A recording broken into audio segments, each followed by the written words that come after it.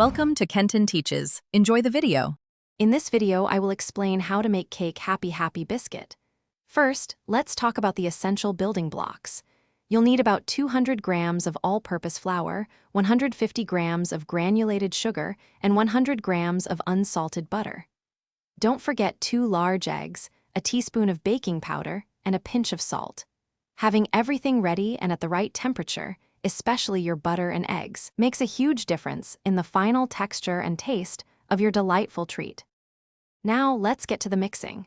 Begin by creaming your softened butter and sugar together for about 3 to 5 minutes until the mixture is pale and airy. This step incorporates crucial air, making your biscuit light.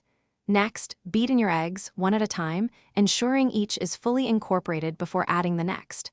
Finally, gently fold in your sifted dry ingredients.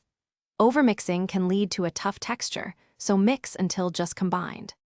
It's time to bake. Preheat your oven to a steady 180 degrees Celsius or 350 degrees Fahrenheit.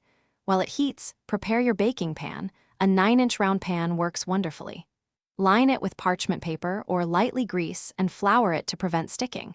Pour your beautifully mixed batter into the pan, spreading it evenly. Bake for approximately 25 to 30 minutes. A toothpick inserted into the center should come out clean, indicating it's perfectly done. Your happy biscuit is almost ready. Once out of the oven, let it cool in the pan for about 10 minutes before transferring it to a wire rack to cool completely.